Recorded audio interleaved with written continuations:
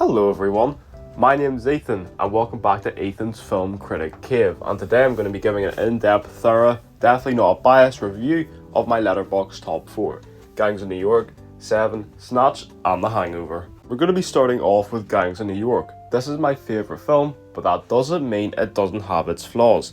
Gangs of New York is Martin Scorsese's sprawling, chaotic, blood-soaked attempt at giving the American origin story the Braveheart treatment. What you end up with is Daniel Day-Lewis delivering one of the most terrifying, scenery-devouring performances of all time, surrounded by Leo DiCaprio and Cameron Diaz doing Irish accents so inconsistent they sound like they're being possessed by different dialect coaches every 10 goddamn minutes. Now let's not get it twisted. Day-Lewis as Bill the Butcher is phenomenal. He slices ham with his words and beef with his actual knives.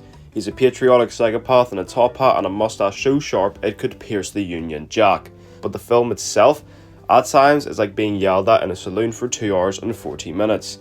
It wants to be historical epic, political commentary, and gritty street war all in one, and ends up being the West Side Story if everyone was coked out of their mind and bleeding from somewhere. Visually stunning? Sure. Well paced? Not really. Entertaining? At times, yes, but is it necessary? Only for Day-Lewis fanboys like myself and people who like their history with added stabbings. Number 2, Seven. What's in the box? I'll tell you what's in the box, Brad Pitt, you beautiful boy. A terrifyingly well-made film that will ruin rainy days forever. Seven is what happens when David Fincher wakes up and chooses violence. It is the cinematic equivalent of being held hostage in a room that smells like cheese and regret, and yet you cannot stop watching it. Brad Pitt plays a cop who's just so angry, just constantly irritated like his character woke up with a hangover and stubbed his toe every morning for 31 years. Morgan Freeman, as always, is the weary, wise, literary detective who clearly should have retired before things got biblical. Kevin Spacey, before we all collectively agree to never speak his name unless it's in court documents, is genuinely chilling. He plays John Doe, a man so methodical and unfailing he makes Hannibal Lecter look like a kids' TV show host. The film is grim, so grim in fact that if you play it backwards, it still ends with despair. The cinematography is so dark it looks like someone smeared Vaseline over the lens and said, "There, it's atmospheric now." But it works. Oh my god, it works. It's a descent into hell, and the final 10 minutes are so brutal they should come with a therapist. Utterly brilliant, utterly horrible.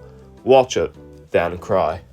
Number 3, Snatch. Snatch is Guy Ritchie's masterpiece of Cockney chaos, a film where no one speaks normally, everyone is a criminal, and the plot moves faster than a coke-fueled greyhound at the Cheltenham races. It's a film entirely built from accents, nicknames, and edits so fast it'll give you vertigo. Jason Statham mumbles, Brad Pitt gibbers, and Alan Ford swears at a frequency so high it could shatter glass. There's a diamond, a pikey boxing match, a caravan, a man named Bullet Tooth Tony, and a dog that eats the MacGuffin. And somehow, it all works. It's like a crime film directed by a 12-year-old with ADHD and a love for freeze frames. You have characters explaining plot points in voiceover while beating someone senseless. You have montages within montages. You have slow motion and fast motion in the same scene. It is glorious, incoherent filth. Is it deep? Absolutely not. Is it meaningful? Not in the slightest. Is it fun? It's like getting drunk at your mate's dodgy cousin's wedding reception. Dangerous, loud, and you'll probably end up with a bruise you cannot explain. Snatch is a banger, pure cinema chewing gum. Stick it in your face and enjoy the taste of testosterone and stolen goods. And number 4, The Hangover. The Hangover is a film that starts with 4 men waking up in Las Vegas, hungover, confused, and a missing person, and proceeds to unravel like an unwashed bedsheet in the sun. It's pure chaos, and for some reason, it works. Zach Galifianakis as Alan is what happens when you give an unstable child a beard and access to adult money. Bradley Cooper plays the hot, irresponsible one with the same energy as every man who's ever texted "you up" at 2 a.m. Ed Helms is an anxious dentist who somehow ends up married to a stripper, missing a tooth, and on the run from gangsters. And then there's Mike Tyson. Yes, that Mike Tyson. Punching people and keeping tigers as house pets because apparently Vegas doesn't do background checks. The film is offensively hilarious. It punches down, sideways, up, diagonally. It is not what you'd call mature humour, but it's delivered with such ludicrous momentum that you're too busy laughing to care. Is it smart? Nope. Is it subtle? Please. Is it a genre-defining moment in a gross-out comedy? Absolutely.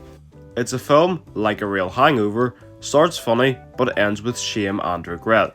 But damn it, it's very entertaining, even if you do feel like you need to apologise to your brain after watching it.